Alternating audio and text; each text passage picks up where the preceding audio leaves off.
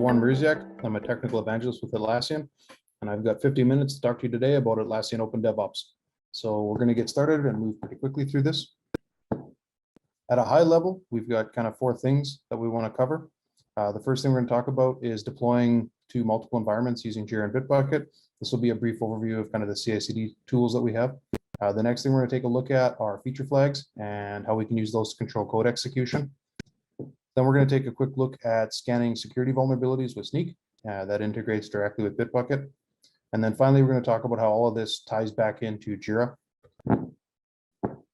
So Atlassian Open DevOps, kind of at its core, is this idea that there is no kind of single tech stack that is sufficient for all customers.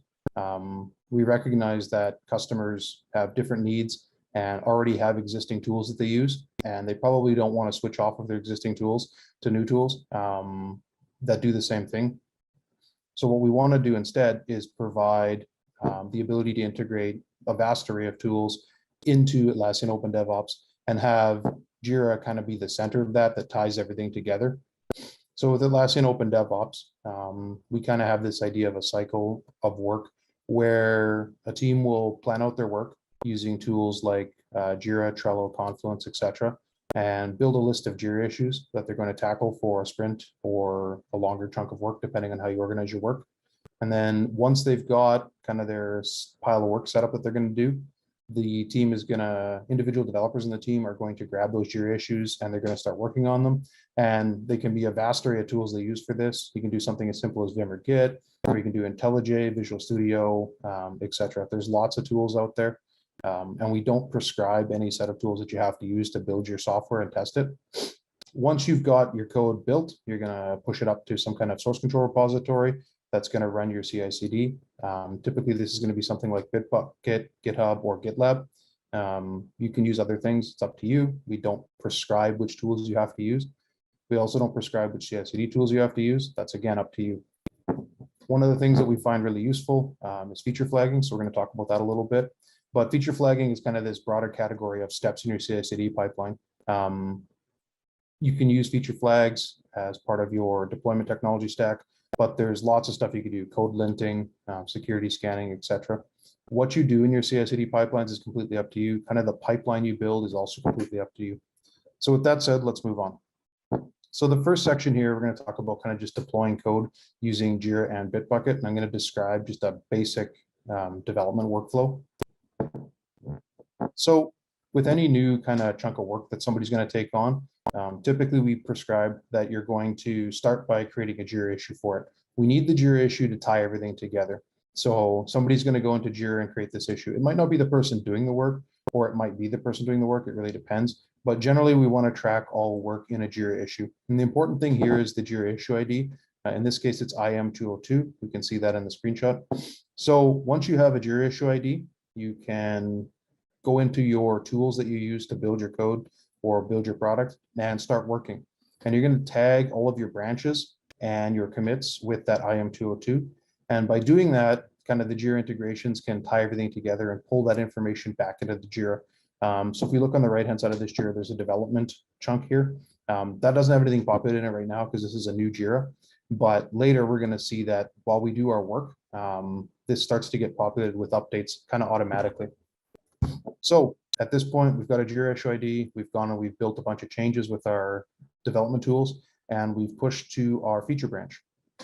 Once we push to a feature branch, Jira is automatically going, or sorry, Bitbucket's automatically going to start running a pipeline.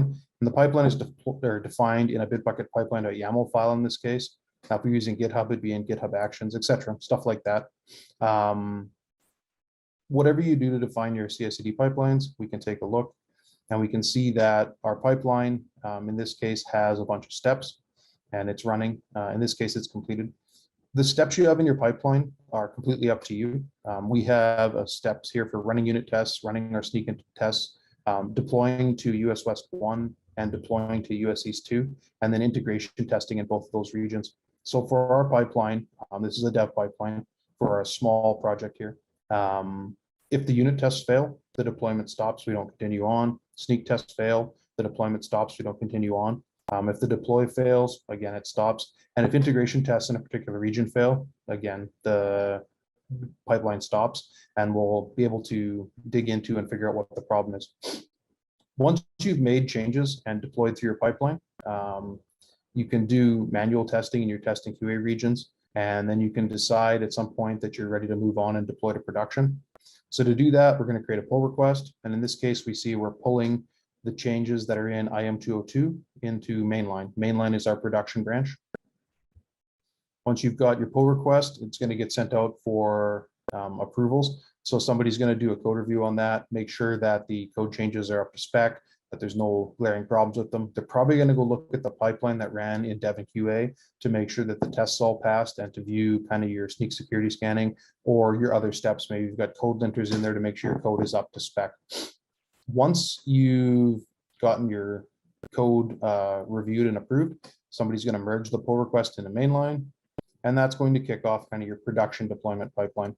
Again, this is defined by your Bitbucket pipelines.yaml file if you're in Bitbucket, or like your GitHub Actions if you're using GitHub. Now, one of the things we should note here is that our pipeline looks very different from the dev pipeline.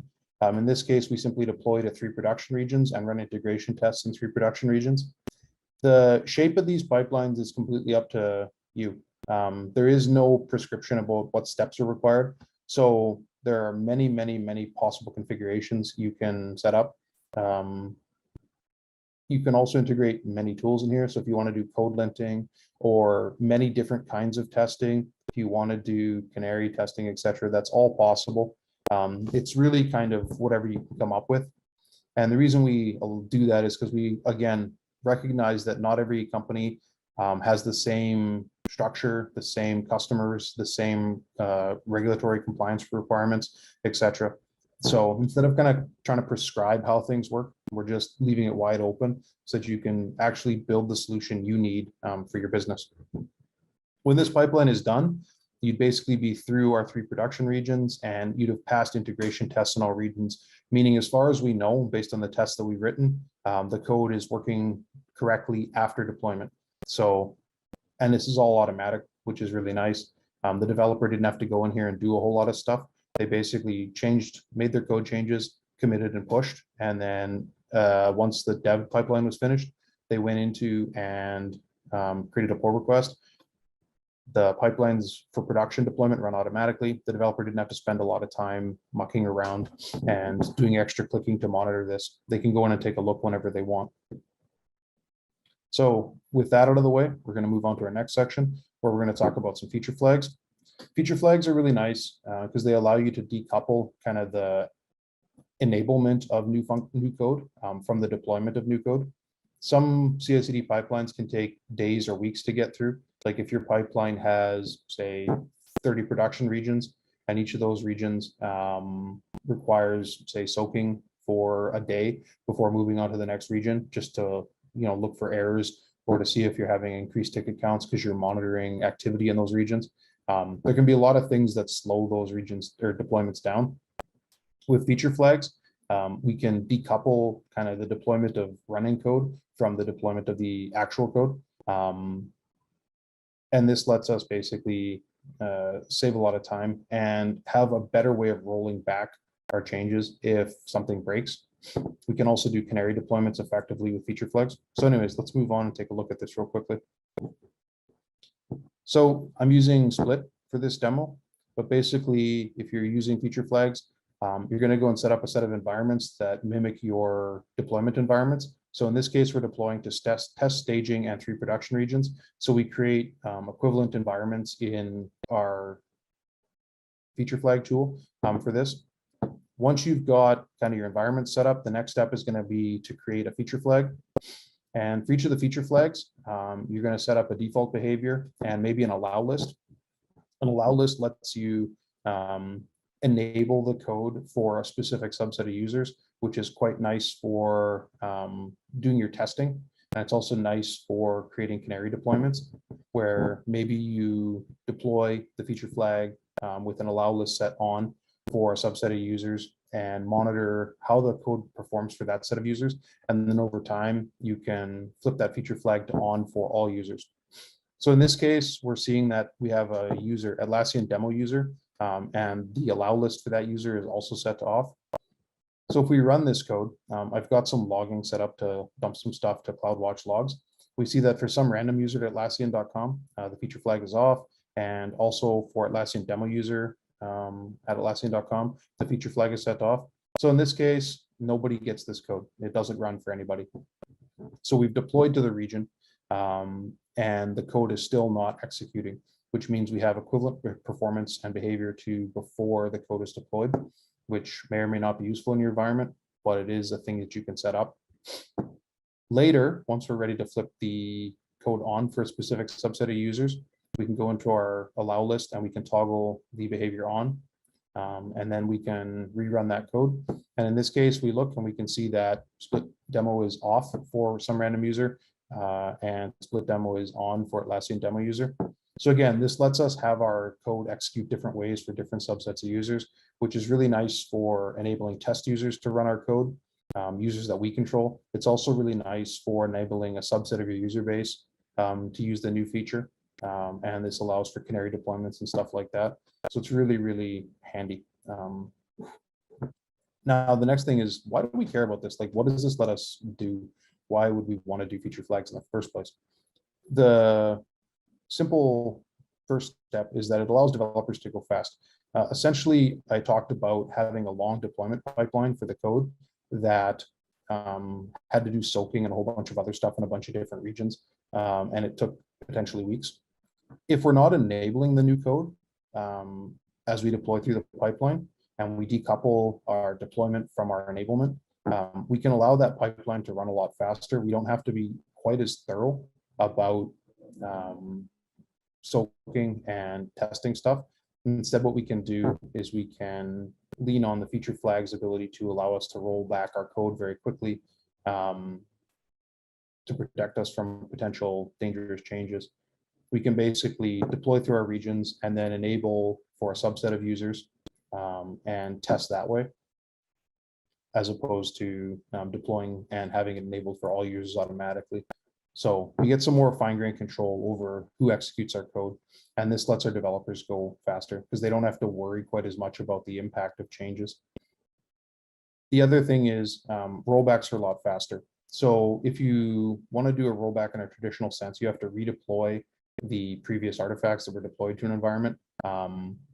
That can be expensive. If you've got multiple deployments that go in before a problem is detected, now you have to figure out which of those multiple deployments caused the problem, and you have to redeploy maybe an old artifact. This can take a lot of time to figure out and just be a general nuisance. With rollbacks, we simply go and flip a feature flag to off, and the code no longer executes.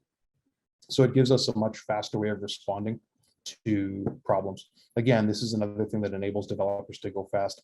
Because resolution of problems is easier, they don't have to worry quite as much about being perfect the first time. So next thing we're going to talk about a little bit about is security scanning. So security scanning, we have a deep integration with Snyk. Snyk actually has its own tab in Bitbucket, and Snyk basically scans your repositories when it's enabled for known vulnerabilities against the database Snyk maintains. So this gives you kind of single click access to a CVE database inside of Bitbucket that's per repository. So instead of having to look at your repository's dependencies and go to an external CVE database and trying to figure out whether or not you've got problems or not, we can simply click into our Snyk tab in our Bitbucket and see all the vulnerabilities that are present in this particular repository. So in this case, we can see that we have a vulnerability in X crypto for our Golang package. So we might want to go and deal with this at some point or not. You can make that choice on your own, but at least now everybody's aware of all the vulnerabilities that are present in their code. So the final thing we're going to talk about now is, again, how this integrates back into Jira. So I mentioned earlier that this development tab on the right-hand side of our Jira issue would get updated automatically. So this is that same IM202 Jira. After we've done some work on it, we've done some commits, we've made a branch or two, we've done a pull request and some builds. And if we take a look at this development tab and we drill into it a little deeper, we can see that there's stuff like branches, commits, pull requests, builds, feature flags, and deployments. So here we can see that we've done some deployments to testing, we've done some deployments to staging, and we've done some deployments to our production region.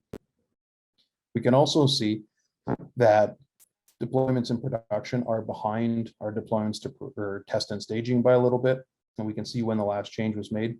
And if you click on these pipeline links on the left-hand side here, this will actually take you to the last pipeline that successfully deployed to that region. That deployed to this region at all. So that'll let you know kind of what steps were run, what code was deployed, and really help you with debugging if you start to experience problems in a particular environment.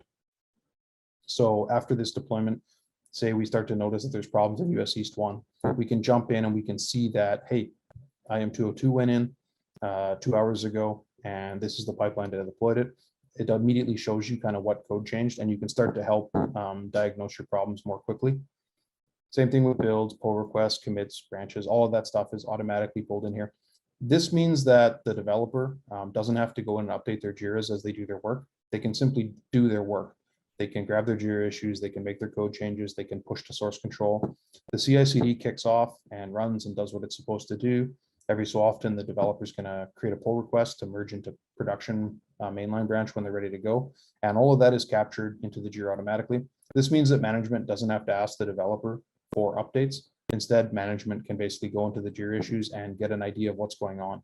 So if this JIRA issue was for a specific new feature that was being implemented, and the developer wanted to know what the status of that feature is, they could jump into this development tab, they could take a look at the deployments, the commits, the pull requests, all of that stuff, and really understand what was happening with that work without having to talk to the developer. So this allows the teams to kind of break up their work and work asynchronously. Developers can, again, stay heads down, they can build fast and they can go fast because they've got tooling support for the work they're doing, and things kind of happen automatically for them. And development managers can keep an eye on what's going on without having to bother their developers. So finally, if you want more information on this stuff and actually get some details on how to do these things, we have a bunch of guides on support.atlassian.com. So feel free to dive into those. Some of the guides are really detailed and explain all the steps to set this up. So if you wanted to do multi-region deployment, there are guides for that. We've also got a set of webinars that cover this as well.